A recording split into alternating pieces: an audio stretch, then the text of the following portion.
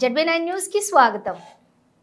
కరీంనగర్ పట్టణంలోని కాంగ్రెస్ పార్టీ కార్యాలయంలో ముఖ్య నాయకులతో మీడియా సమావేశం నిర్వహించారు। ఈ సమావేశంలో రవాణా మరియు బీసీ సంక్షేమ శాఖ మంత్రి పొన్నం ప్రభాకర్, ఎమ్మెల్యే మేడిపల్లి సత్యం ఇతర ముఖ్య నాయకులు పాల్గొన్నారు। చిన్న ప్రస్కారం చేసేటప్పుడు మాట్లాడుతున్నాను ఎంత అందుకే రాహుల్ గాంధీ గారిని పెడితే కింది స్థాయి దాకా కాంగ్రెస్ పార్టీకి సంబంధించిన సోషల్ మీడియా ద్వారా దుష్ప్రచారం చేసే ప్రయత్నం చేస్తున్నాం। వాటన్నిటికీ ఏం అయ్యేది లేదు। అందరూ దయచేసి సహకరించండి। ఎవరైనా సర్వేలో పార్టిసిపేట్ కావాలంటే పార్టిసిపేట్ కమ్మని చెప్పి ఫిక్స్ అయిన వాళ్ళని కోరుతా ఉన్నాం। ఇది ఒక చారిత్రాత్మక నిర్ణయం, తప్పకుండా ఇది ఒక గొప్ప మార్పుకు శ్రీకారం దేశవ్యాప్తంగా।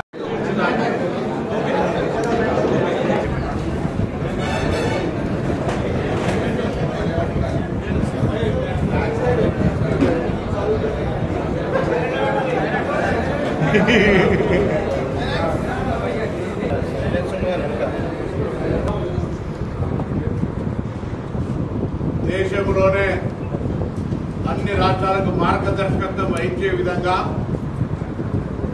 రోల్ మోడల్ గా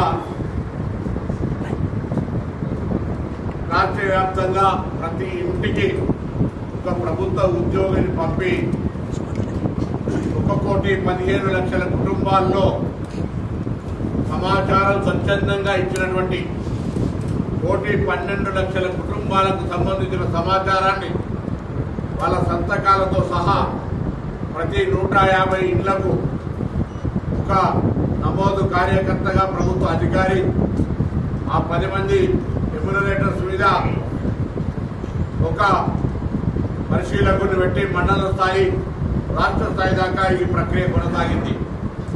అయితే ఇందులో చాలా పకడ్బందీగా ఇటు ప్రభుత్వంలో ఉన్న పెద్దలు కానీ, అటు చీఫ్ సెక్రటరీ, అదేవిధంగా ప్లానింగ్ డిపార్ట్మెంట్ సంబంధించిన అధికారులు ఎప్పటికప్పుడు పర్యవేక్షణ చేస్తూ ఈ ప్రక్రియనంతా కూడా సజావుగా, ట్రాన్స్పరెంట్ గా జరిగే విధంగా చర్యలు తీసుకోవడం జరిగింది। ఈ పరిక్రమణలో దాదాపు 3.1% కొంతమంది తమ సమాచారాన్ని ఇవ్వలేదనే ఆవేదన వ్యక్తం చేసిన సందర్భంగా వారికి కూడా అవకాశం ఇవ్వాలని రేపు ఫిబ్రవరి 16 నుంచి 28వ తేదీ వరకు తెలంగాణ రాష్ట్రంలో 3.1% అయితే, కొంతమంది నిన్న టీఆర్ఎస్ పార్లమెంట్ సభ్యుడు రాజ్యసభ రవిచంద్ర అంటా ఉన్నాడు, మా డిమాండ్ మేరకు రీసర్వే జరుగుతుంది। ఇది రీసర్వే కాదు, ఇది ఎవరైతే మిస్ అయిందో, ఎవరైతే పేర్లు నమోదు చేసుకోలేదో వాళ్ళు నమోదు చేసుకోవడానికి మరొక అవకాశాన్ని 10 రోజుల పాటు ఇచ్చే కార్యక్రమం 12 రోజుల పాటు। దాని తదుపరి మార్చి మొదటి వారంలో బడ్జెట్ కేబినెట్ సమావేశం పెట్టుకుని, కేబినెట్ సమావేశం తర్వాత ప్రత్యేక శాసనసభ సమావేశాలు పెట్టి 42% స్థానిక సంస్థల్లో విద్యా ఉపాధి అవకాశాల్లో బలైన వర్గాలకు రిజర్వేషన్లు ఇవ్వాలనేటువంటి సంకల్పంతో చట్టబద్ధత తెచ్చే ప్రయత్నానికి సంబంధించిన కార్యాచరణ, ఈ కార్యాచరణకు అందరూ కూడా సహకరించాలని విజ్ఞప్తి చేస్తా ఉన్నాం।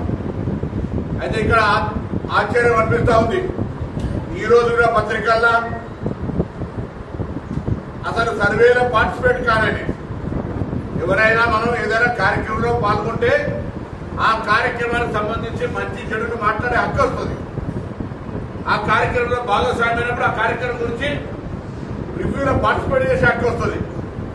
అసలు టీఆర్ఎస్ పార్టీ అగ్ర నాయకత్వం ఎవరు కూడా ఈ సర్వేలో పార్టిసిపేట్ కాకుండా దాన్ని ఎంతసేపు విమర్శకే పరిమితం అవుతా ఉన్నారంటే వాళ్ళ యొక్క మానసిక స్థితి, బలహీన వర్గాల పట్ల ఏ విధంగా అణచివేయాలనే దృక్పథం స్పష్టంగా కనబడతా ఉంది। లేదంటే చిత్తశుద్ధి ఉంటే ఇప్పుడు ఇచ్చిన అవకాశాన్ని వినియోగించుకోండి। మొన్ననే ఫారాలు కూడా పంపినాం, అవకాశాన్ని వినియోగించుకోవడంతో పాటుగా ప్రజలందరికీ మీ పార్టీ తరఫున విజ్ఞప్తి చేయండి, ఎక్కడెక్కడైతే మిస్ అయినరో